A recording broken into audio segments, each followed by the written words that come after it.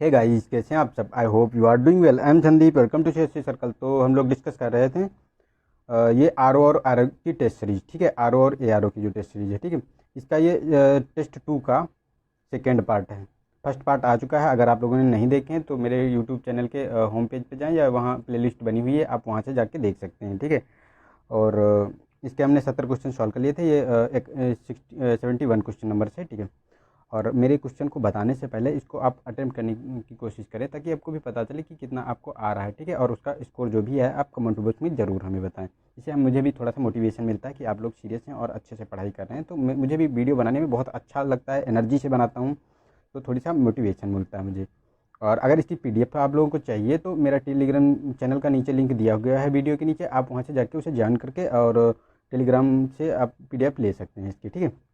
तो चलते हैं 71 क्वेश्चन नंबर पर। इसमें कहा गया कि भारतीय संविधान में विभिन्न विभिन्न राज्यों से संबंधित विशिष्ट प्रावधानों का उल्लेख किया गया है। तो ऑप्शन ए है अनुच्छेद 369 में, अनुच्छेद 370 में, अनुच्छेद 371 में और अनुच्छेद 372 में। तो इसका सी ऑप्शन सही है, अनुच्छेद 371 में इसका प्रोविजन किया गया है। इसमें 10 जो स्टेट हैं उनके बारे में कहा गया। 371 A B C D E F G H I J, ठीक है, जे तक इसमें प्रोविज़न किया गया है। चलते नेक्स्ट में। शाहजहां ने संगीत से जुड़े किस व्यक्ति को गुड़ समंदर की उपाधि दी थी। ऑप्शन है बिलाल खां, बी है छत्तर खां, और सी है लाल खां, और डी है शेखी। तो इसमें बताना है किसको दी थी इन्होंने। तो इसका जो हमारा ऑप्शन है, तो हमारा ऑप्शन सी सही है। इसका जो ये लाल खां थे, इन्हें ही दी गई थी शाहजहां द्वारा गुड़ समंदर की उपाधि। चलते नेक्स्ट में। संसद के सदनों के अनिश्चित काल के लिए स्थगन के लिए प्रयुक्त शब्द है। तो कौन सा शब्द है। अंतर्प्रदन, बी है गिलोटिन, सी है क्रॉसिंग द फ्लोर, और डी है साइडाइन। तो साइडाइन, ये डी ऑप्शन इसका सही है। साइडाइन जो अनिश्चित काल के लिए सदन को स्थगित कर दिया जाता है, उसे साइडाइन कहते हैं, ठीक है। चलते नेक्स्ट में। लोकसभा राज्यसभा दोनों के चुनाव में मतदान का अधिकार प्राप्त है। ए ऑप्शन है लोकसभा के निर्वाचित सदस्यों को, बी है राज्यसभा के निर्वाचित सदस्यों को, सी है राज्य विधानसभा के सदस्यों को, और डी है राज्य विधानसभा के सदस्यों को। तो डी ऑप्शन सही है इसका। जो राज्य विधानसभा के सदस्य होते हैं इन्हें ही प्राप्त होता है, क्योंकि ये लोकसभा के सदस्यों को भी वोट डाल, जो राज्य विधानसभा के जो राज्यसभा के सदस्य होते हैं सेंटर में, उनको भी उनका चुनाव करने के लिए भी ये वोट डालते हैं, और जो लोकसभा के सदस्य होते हैं उनके लिए भी ये वोट डालते हैं प्रत्यक्ष, ठीक है। तो ये दोनों में शामिल होते हैं ये राज्य विधानसभा के सदस्य। चलते नेक्स्ट में। माउंट मोर्गन क्षेत्र जो सोना खनन हेतु विख्यात है स्थित है। फर्स्ट है ए ऑप्शन है दक्षिण अफ्रीका, बी है ऑस्ट्रेलिया, सी है चीन, और डी है ब्रिटेन। तो बी ऑप्शन सही है। ये जो है ऑस्ट्रेलिया में स्थित है सोना मोर्गन क्षेत्र, ठीक है। चलते नेक्स्ट में। कांग्रेस मंच से वंदे मातरम गान का पहली बार कलकत्ता अधिवेशन 1896 में किया गया। इसकी अध्यक्षता किसने की थी। ए ऑप्शन है रहीमतुल्लाह सयानी, दादा भाई नौरोजी, और हमारे हैं बदरुद्दीन तैयब जी, या बिशन नारायण दत्त द्वारा। तो इसका ऑप्शन ए सही है हमारा, रहीमतुल्लाह सयानी ने की थी। इसी में वंदे मातरम का जो है गान पहली बार किया गया था कलकत्ता अधिवेशन 1896 में। चलते नेक्स्ट पे। इसमें है मनुष्य की लार में निम्नलिखित में से कौन सा एंजाइम नहीं पाया जाता। ए ऑप्शन है लाइपेज, बी है एमाइलेज, सी है ट्रिप्सिन, और डी है केलिकेरिन। तो सी ऑप्शन है ये ट्रिप्सिन इसमें नहीं पाया जाता है, ठीक है। चलते नेक्स्ट में। होम रूल आंदोलन के संबंध में मजिस्ट्रेट की अदालत निम्नलिखित में से किसके नेतृत्व में वकीलों के समूह ने बाल गंगाधर तिलक की ओर से मुकदमा लड़ा था। तो ए ऑप्शन है मोहम्मद अली जिन्ना, बी है मोतीलाल नेहरू, सी है हसन इमाम, और डी है सच्चिदानंद सिन्हा। तो ए ऑप्शन सही है। जो मोहम्मद अली जिन्ना ने इनमें लड़ा था, जो बाल गंगाधर की तरफ से जो होम रूल आंदोलन हुआ था, उसी में जो है मजिस्ट्रेट की अदालत में, ठीक है। चलते हैं नेक्स्ट क्वेश्चन पे। निम्नलिखित में से कौन सा एक सही है, सुमेलित नहीं है, ये बताना। तो इस संस्थान दिए हुए हैं और स्थान दिए हुए हैं, तो उनके बारे में बताना है कि कौन कहाँ स्थित है। तो फर्स्ट है केंद्रीय जूट अनुसंधान संस्थान पश्चिम बंगाल, तो ये तो सुमेलित है। राष्ट्रीय केला अनुसंधान संस्थान, ये तमिलनाडु में है। और राष्ट्रीय खाद्य प्रौद्योगिकी प्रबंधन संस्थान, ये गलत है, ये नहीं है यहाँ पे। और भारतीय दलहन शोध संस्थान की बात करें तो ये कानपुर में है। और ये वाला जो है ये हरियाणा में है, सोनपत में है, ठीक है। सोनपत हरियाणा में है। तो हमारा सी ऑप्शन सही हो गया। चलते नेक्स्ट क्वेश्चन पे। बेवरीज वक्र का संबंध निम्नलिखित में से किससे है। तो ए ऑप्शन है गरीबी का स्तर, बी है आय की विषमता स्तर से, सी है बेरोजगारी का स्तर, डी है मानव विकास का स्तर से। तो इसका सी ऑप्शन सही है। जो बेरोजगारी का स्तर है इसी से संबंधित है, बेवरीज वक्र का संबंध है, ठीक है। चलते नेक्स्ट क्वेश्चन पे। इसमें कहा गया कि उत्तर प्रदेश के संबंध में निम्नलिखित युग्मों में से कौन एक बेमेल है, मतलब सही नहीं है, ये बताना है। तो ए ऑप्शन है उत्तर प्रदेश के संबंध में कि च्वास घास बुंदेलखंड और शंक्वाकार टीले आगरा, सी है सर्वाधिक वर्षा गोरखपुर, और डी है मारमर्दा झांसी। तो ये हमारा बी ऑप्शन सही नहीं है। जो ये शंक्वाकार टीले की बात करता है ये आगरा में नहीं है, बघेलखंड वाले क्षेत्र में पाए जाते हैं, ठीक है। और ये हमारे सारे सम्मिलित हैं। चलते नेक्स्ट पे। निम्नलिखित किस शासनकाल में सेंट टॉमस ईसाई धर्म का प्रचार करने हेतु भारत आया था? तो फर्स्ट है कनिक्स, बी है मिनांडर, और डी है गोंदो फर्निस, और डी है विमकडफिसेस द्वितीय के शासनकाल में। तो इसका सी ऑप्शन सही है, गोविंदो फर्निस जो था इसी के शासनकाल में आया था।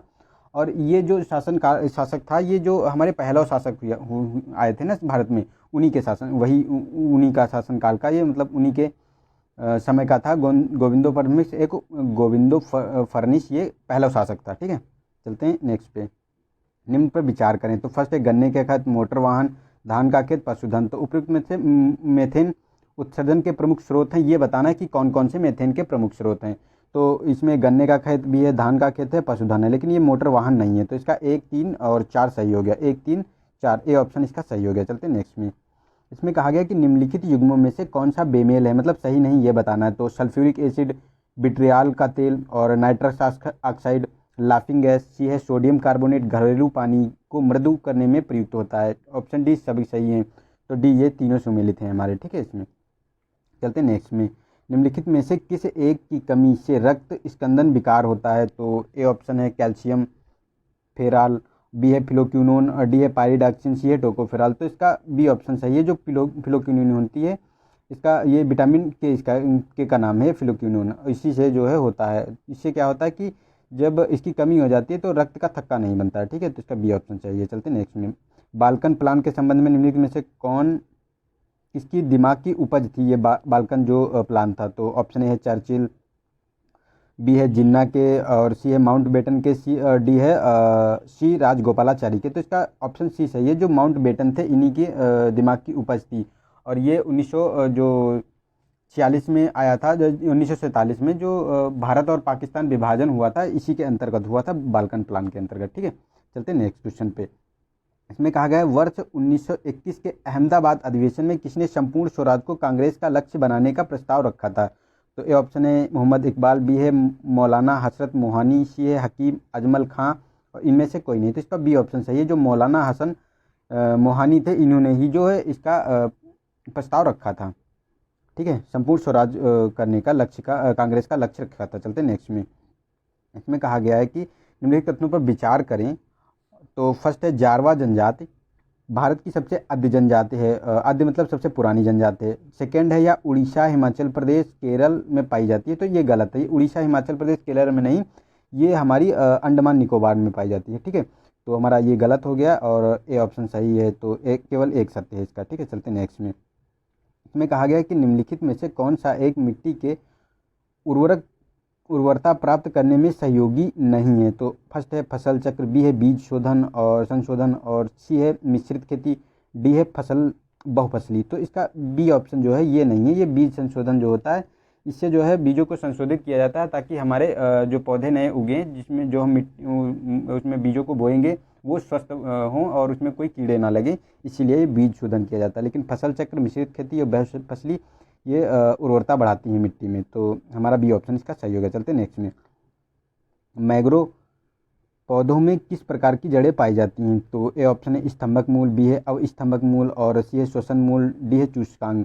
तो ऑप्शन सी सही है इसका। जो श्वसन मूल होती है ये पाई जाती है, और स्तंभक तो ये बरगद में पाई जाती है, ठीक है। चलते नेक्स्ट क्वेश्चन पे। हमने पर विचार कीजिए। तो फर्स्ट है बैक्टीरियोफेज, सेकेंड है विषाणु, और थर्ड है जीवाणु, फोर्थ है नीलहरित शैवाल।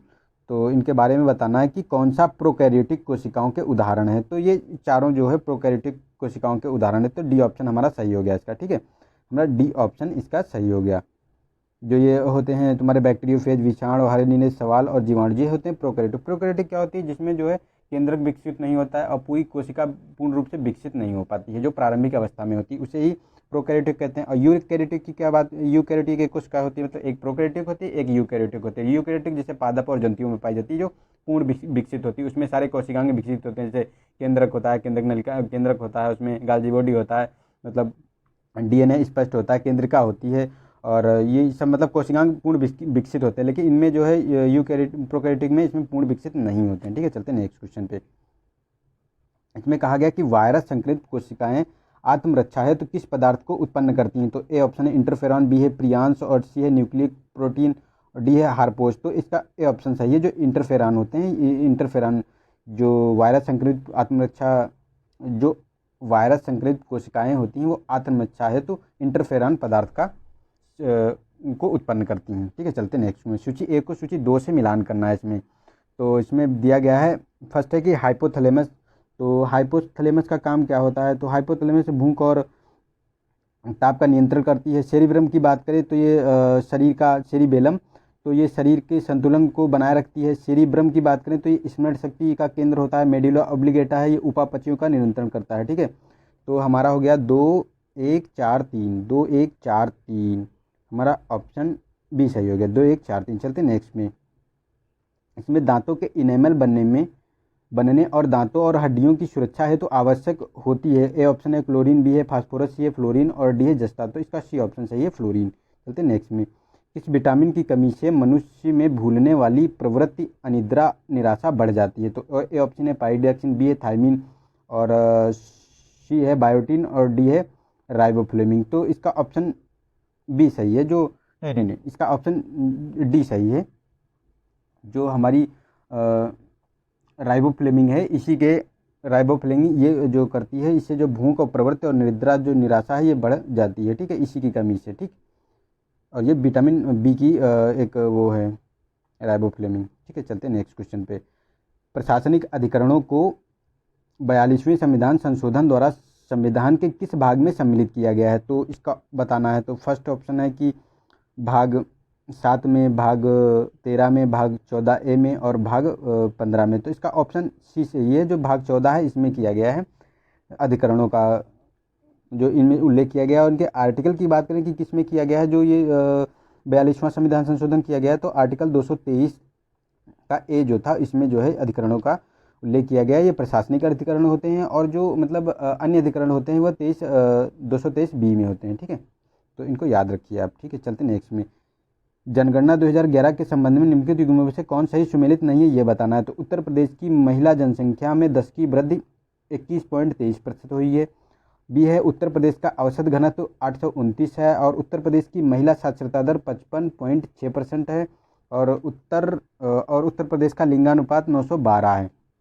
तो जो इसका ऑप्शन सी है ये सही नहीं है, क्योंकि जो ये 56.6 बता रहे हैं तो ये इतना इसका नहीं होता है। इसमें जो इसका जो अनुपात होता है वो 57.2 होता है। ठीक है, 57.2 है ये। ठीक है, चलते नेक्स्ट पे। 2001-2011 के दशक में उत्तर प्रदेश में जनसंख्या के वृद्धि दर में कितनी गिरावट आई है? तो ए ऑप्शन है 6.52, बी है 7.31, और सी है 5.63, डी है 8.5। तो इसका सी ऑप्शन सही है, 5.63 गिरावट आई है। पहले ये जो थी 25.85 से अब 20.22 हो गई है। ठीक है, 25.85 से 20.22 हो गई। चलते नेक्स्ट क्वेश्चन है।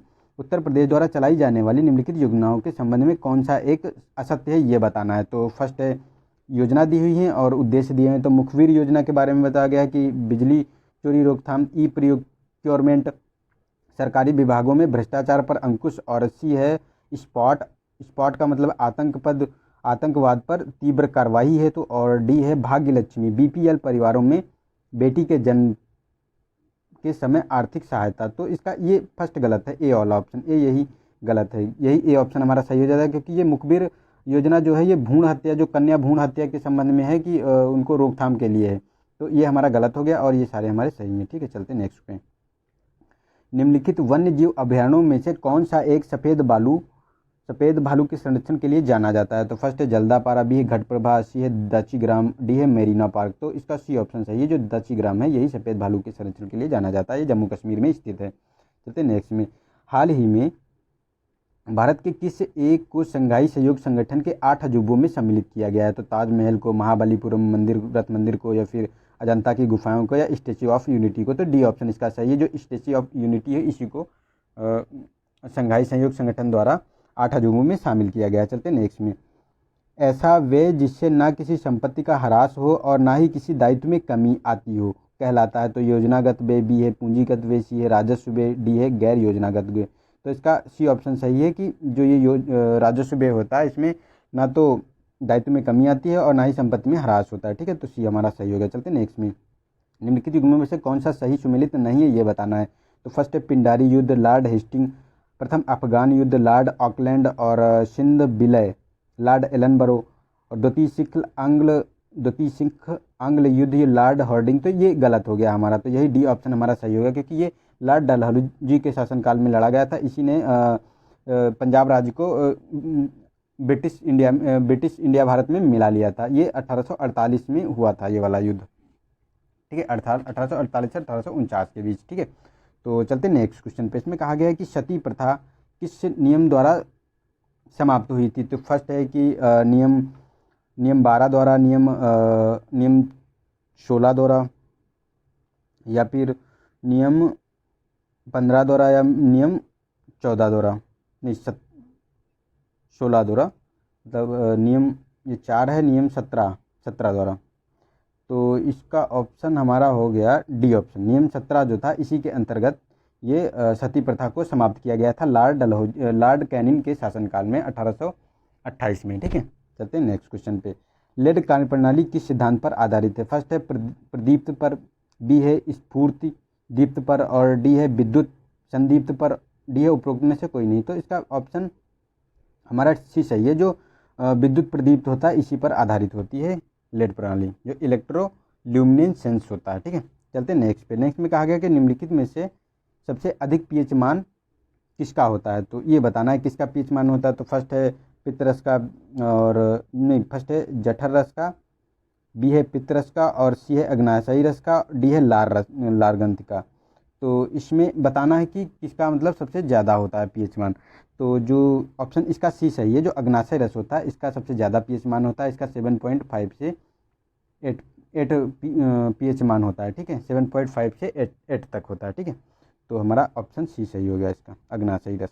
चलते नेक्स्ट में। भारत में आयकर है एक, प्रत्यक्ष और अनुपातिक, बी है अप्रत्यक्ष और प्रगतिशील, सी है प्रत्यक्ष और प्रगतिशील, और डी ऑप्शन है अप्रत्यक्ष और अनुपातिक। तो इसका ऑप्शन सी सही है, जो आयकर है भारत में वो प्रत्यक्ष और प्रगतिशील है, क्योंकि जितनी आय बढ़ती जाती उससे ज़्यादा जो है उसी पे उतना ज़्यादा टैक्स देना पड़ता है हमें। ठीक है, चलते नेक्स्ट में। यदि भारतीय रिजर्व बैंक द्वारा नगद आरक्षित अनुपात को कम कर दिया जाए तो साख सृजन में इसका क्या प्रभाव पड़ेगा। ए ऑप्शन घट जाएगी, बी ऑप्शन बढ़ जाएगी, सी यथावत रहेगी, उपरोक्त में से कोई प्रभाव नहीं पड़ेगा। तो इसका बी ऑप्शन सही है, ये बढ़ जाएगी। ठीक है, CRR अगर जो कम होगा तो बढ़ जाएगी, क्योंकि बैंकों के पास ज़्यादा पैसा होगा, वो ज़्यादा लोन देंगे और लिक्विडिटी मार्केट में आएगी। ठीक है, चलते हैं। फिलिप वक्त निम्नलिखित में से किनके मध्य को संबंध व्यक्त करता है। तो किसके मध्य संबंध व्यक्त करता है। फर्स्ट है मुद्रास्फीति और बेरोजगारी, मुद्रा विस्फीति और बेरोजगारी, बी है मुद्रास्फीति एवं आधार प्रभाव, डी है इनमें से कोई नहीं। तो इसका ए ऑप्शन सही है। और इसकी ये अवधारणा क्या थी, इन्होंने ये सिद्धांत प्रतिपादित किया था कि अगर मुद्रास्फीति बढ़ेगी तो बेरोजगारी कम होगी, और अगर मुद्रास्फीति कम होगी तो बेरोजगारी बढ़ेगी। ठीक है, ये सिद्धांत इनका ये था, मतलब ये विलोम पे आधारित है। अगर इसका उल्टा होगा, अगर मुद्रास्फीति बढ़ेगी तो बेरोजगारी बढ़ेगी, घटेगी, और वैसे बढ़ेगी। ठीक है, चलते नेक्स्ट पे। भारत में घाटे की वित्त अवस्था को उपयोग में लाने का मुख्य कार्य। प्रथम है विदेशी मुद्रा भंडार को बढ़ाना, बी है आर्थिक विकास को बढ़ाना, सी है भुगतान संतुलन को व्यवस्थित करना, डी है सार्वजनिक आवश्यकता। तो इसका बी ऑप्शन है आर्थिक विकास को बढ़ावा देना। ये घाटे की वित्त अवस्था का मुख्य जो है कारण होता है। चलते नेक्स्ट में। निम्नलिखितों पर विचार कीजिए। उत्तर प्रदेश की पहली महिला मुख्यमंत्री श्रीमती सरोजिनी नायडू थी। उत्तर प्रदेश की प्रथम राज्यपाल सुचेता कृपलानी थी। तो ये दोनों उलट दिए गए हैं, क्योंकि जो पहली जो मुख्यमंत्री थी ये सुचेता कृपलानी थी, और जो प्रथम राज्यपाल थी वो सरोजिनी नायडू थी। तो ये दोनों गलत हो गया, हमारा डी ऑप्शन इसका सही हो गया। चलते नेक्स्ट पे। उत्तर प्रदेश में नकारात्मक औद्योगिक विकास दर रही थी।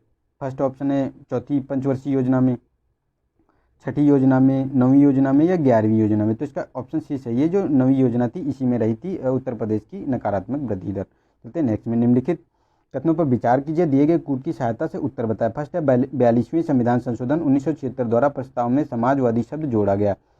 भारत सरकार समाजवाद लोकतांत्रिक समाजवाद है, भारत का समाजवाद लोकतांत्रिक समाजवाद है। फर्स्ट है लोकतांत्रिक समाजवाद में राज्य का नियंत्रण अधिक कठोर हो जाता है, तो नहीं नहीं नहीं, ये अधिक कठोर नहीं, कम हो जाता है इसमें, इस पर राज्य का नियंत्रण कम हो जाता है, ठीक है।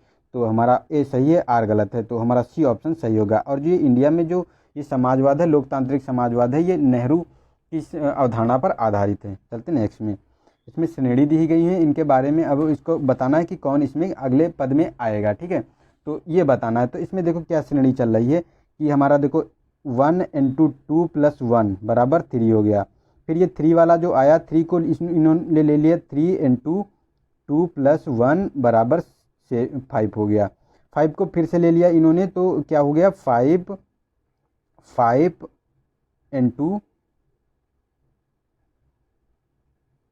तो ये हमारा ऐसे हो गया। फिर हमने क्या किया, 3 दूनी 6, मतलब 3 आया यहाँ से, 3 एक 3 दूनी 6 और एक 7 यहाँ आएगा, ठीक है। और उसके बाद हमने क्या किया कि जो 7 है, 7 इंटू 2 प्लस 1 बराबर आ जाएगा हमारा 15, तो यहाँ तो हमारा 15 आ जाएगा। फिर है 15 को फिर इन्होंने किया है, तो 15 इंटू 2 प्लस 1 तो हो गया 31।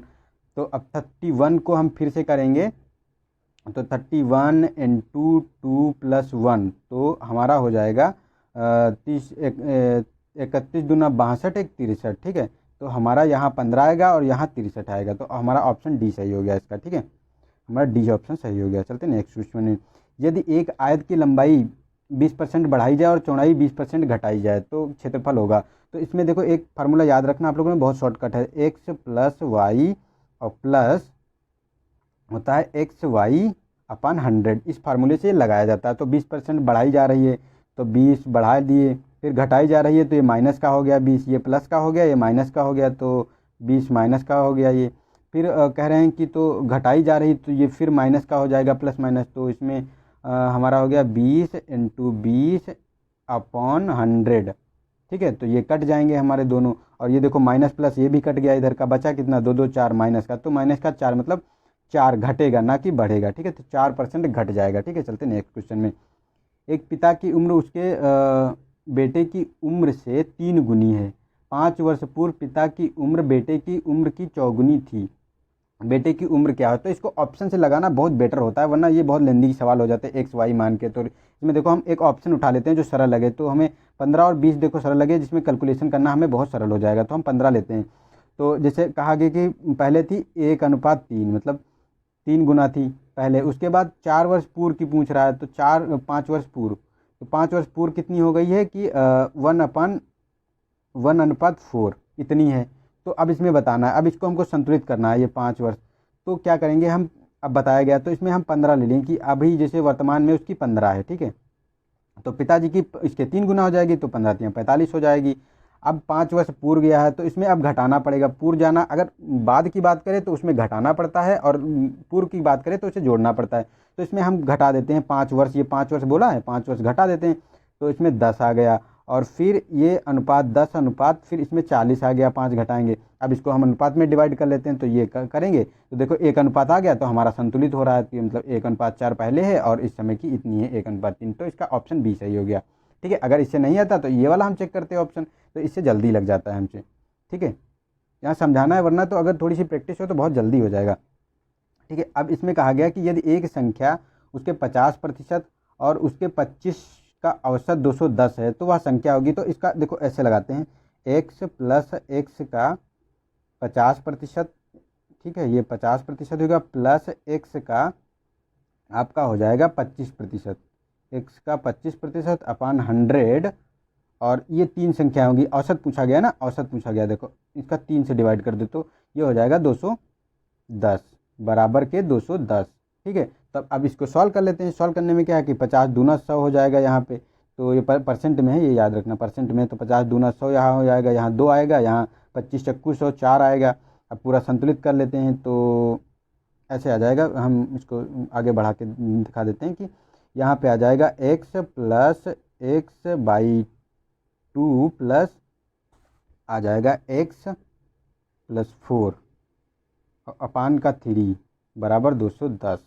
अब क्या करेंगे, इसको हम संतुलित करेंगे तो 4 आ जाएगा नीचे और 4, ठीक है 4 और 3 इसको इधर भेज दो 210 के पास, 3 इधर भेज दो तो इधर कट गया, तो 3 इधर आ जाएगा, तो 4 नीचे आ जाएगा हमारा पूरा, और 4 को ऊपर बराबर करेंगे तो 4x ये हो गया, 4 1 5 और नहीं 4 और ये 2 यहाँ है तो इसको बराबर करेंगे हम, तो यहाँ 2 हो जाएगा, यहाँ 4 हो जाएगा, ठीक है। तो हमारा हो जाएगा 4 2 6 7, 7x/4 हो जाएगा। अब इसको डिवाइड कर देते हैं, 2 बराबर 210 इंटू 3 और 4 फिर उधर चला जाएगा, ये बचेगा 7, 7 तियाँ 21 हो जाएगा यहाँ पे, तो हमारा बचेगा 30, तो 4 तियाँ 12 और तियाँ 36, 360, ठीक है 360 आएगा हमारा। तो देख लेते कौन सा 300, हाँ सी ऑप्शन देखो हमारा 360 है, ठीक है, तो सी सही ऑप्शन हमारा सही होगा। चलते नेक्स्ट पे, इसमें आरोही क्रम में लिखना है, तो इसका बहुत सिंपल सा फार्मूला होता है, कुछ नहीं करना होता, इसमें बस डिवाइड कर लो, कुछ नहीं, तो 10 है, 10 को अगर डिवाइड करोगे तो पॉइंट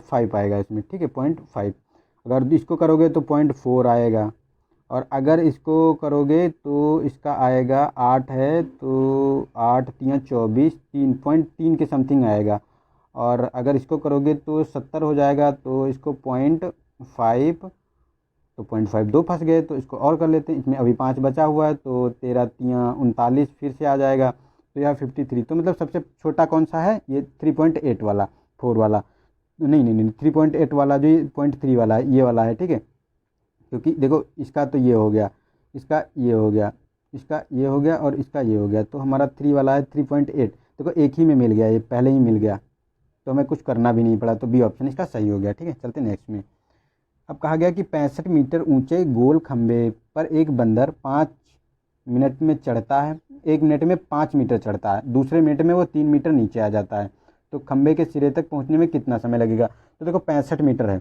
अगर वो 2 मिनट का हम एवरेज लगाएं तो वो 2 मिनट में क्या करता है कि 5 मिनट जाता है, 1 मिनट में पहले 5 मीटर जाता है, फिर 3 मीटर नीचे आ जाता है, तो अगर एवरेज लगाएं तो 2 मिनट में वो कितना चढ़ रहा है, तो 2 मिनट में केवल 2 ही मिनट चढ़ पा रहा है, तो 60 मिनट हैं, ठीक है, तो हम इसे 60 और 5 में डिवाइड कर लेंगे, तो 60 मिनट में, ठीक है 60 मीटर चढ़ पाएगा वो, ठीक। उसके बाद क्या करेगा, 5 मिनट जो लास्ट वाला मिनट होगा इसका, उसमें ये 5 मीटर एकदम चढ़ जाएगा, तो वो खिसकने का कोई फिर उसका औचित्य रह नहीं जाएगा, क्योंकि वो ऊपर पहुंच जाएगा तो पकड़ लेगा तो खिसक नहीं पाएगा, तो इसमें 5 और मतलब 1 मिनट में 5 मीटर पार कर जाएगा, तो मतलब अब टोटल टाइम पूछा गया तो ये 61 मिनट हो जाएगा टोटल, ठीक है, तो हमारा सी ऑप्शन इसका सही हो गया, 61 मिनट लगेगा उसको।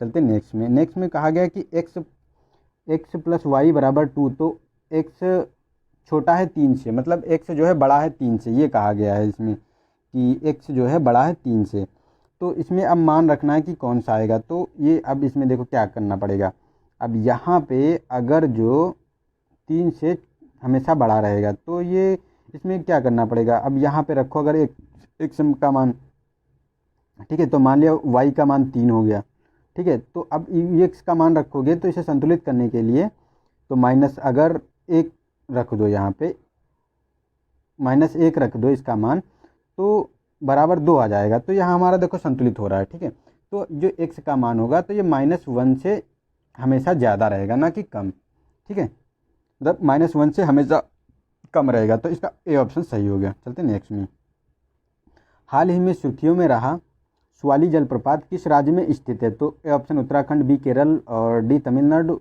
डी गोवा, तो सी ऑप्शन सही है, ये तमिलनाडु में स्थित है, ठीक है।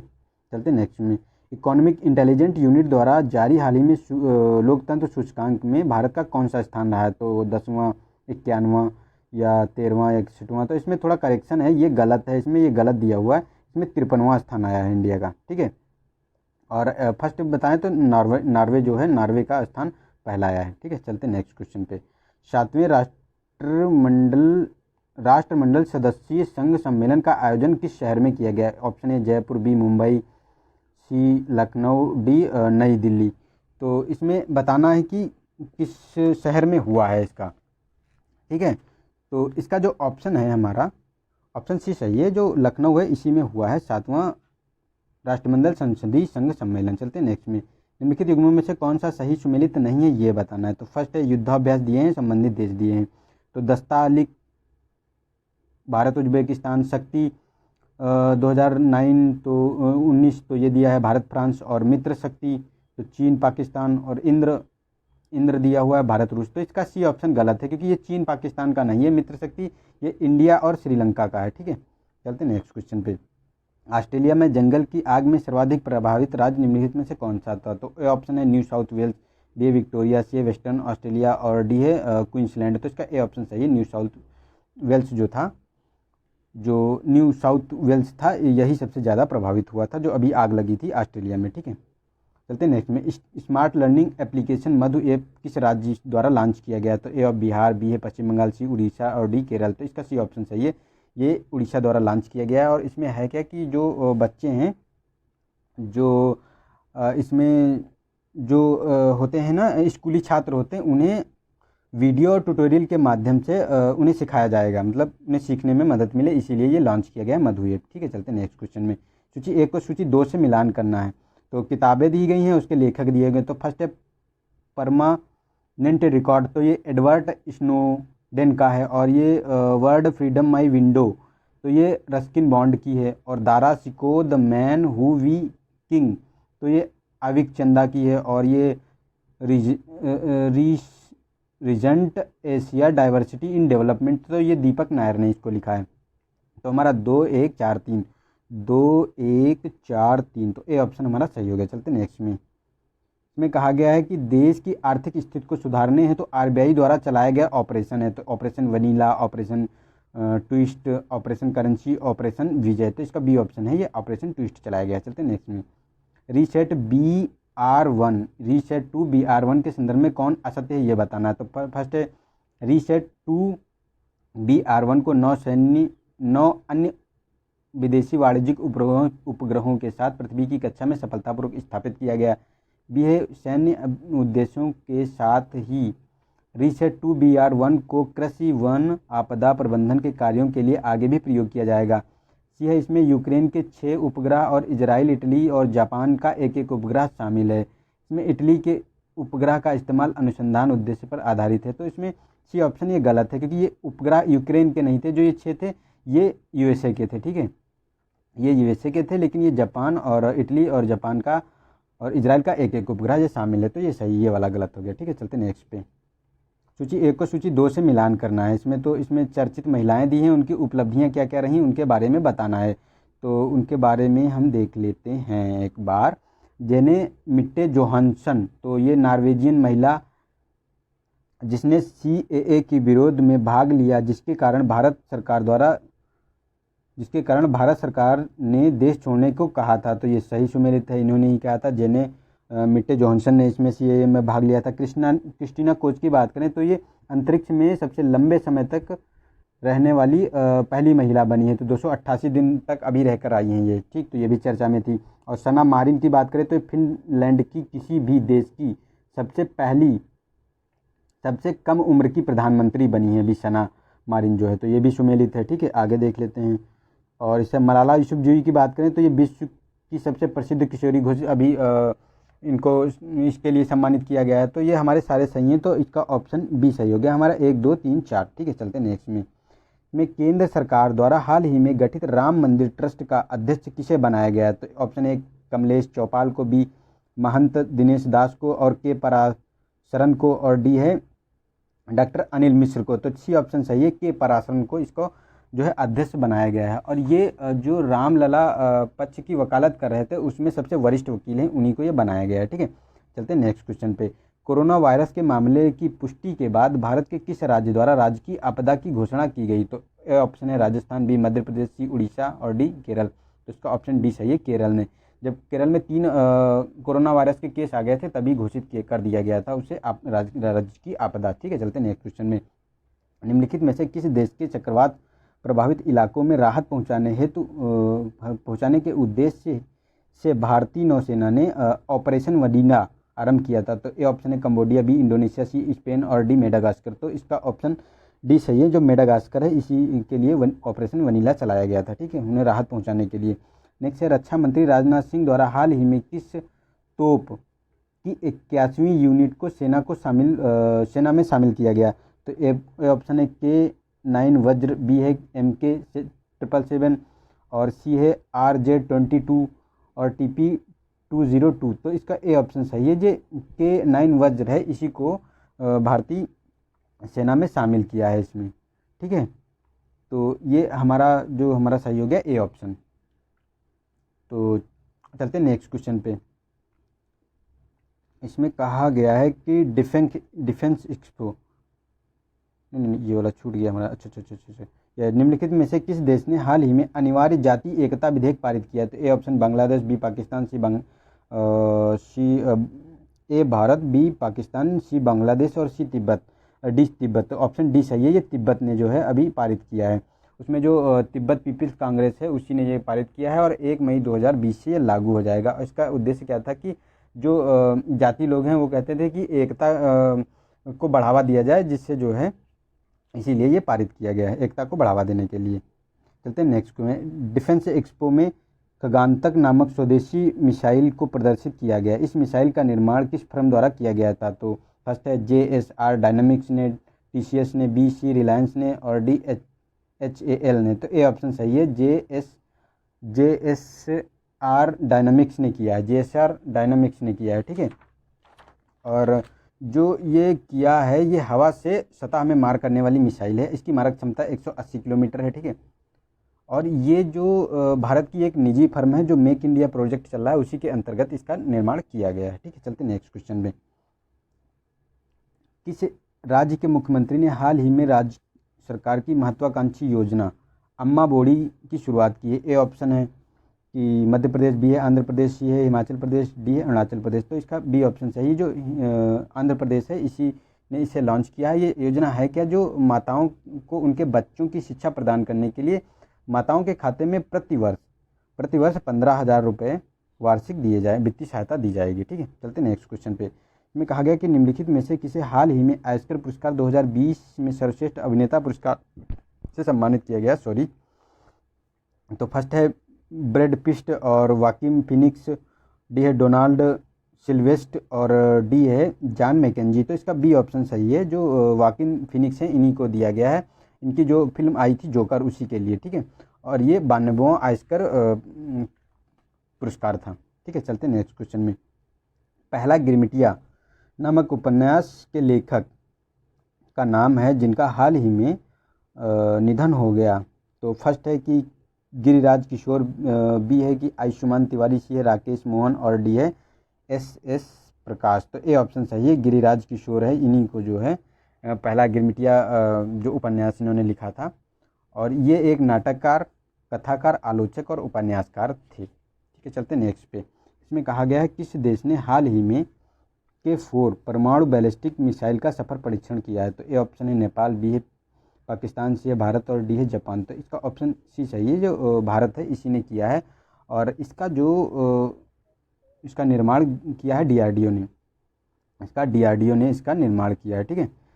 DRDO ने इसको विकसित किया है। और ये INS जो अरिहंत है, जो परमाणु पनडुब्बी, उसी पे तैनात किया जाएगा, ठीक है। तो हमने यहाँ अपने 70 क्वेश्चन पूरे कर लिए हैं, ठीक है। अगर वीडियो आप लोगों को पसंद आया तो इसे लाइक करें, अपने दोस्तों को शेयर करें। चैनल को सब्सक्राइब नहीं किया है तो इसे सब्सक्राइब कर लें और बेल आइकन पे प्रेस कर लें, ताकि जो भी वीडियो मैं डालूँ आपको मिल जाए। अगर इसकी PDF चाहिए तो आप लोग नीचे वीडियो के नीचे लिंक दिया हुआ है, आप टेलीग्राम ज्वाइन कर लें, वहाँ से आपको इसकी PDF भी मिल जाएगी। तो आज के लिए इतना ही। और कल या आज ही हिंदी का भी टेस्ट में डाल दूँगा, जो 60 क्वेश्चन का होता है, ठीक है। तो आज के लिए इतना ही, तब तक मिलते हैं नेक्स्ट वीडियो में। तब तक के लिए नमस्कार, जय हिंद, जय भारत।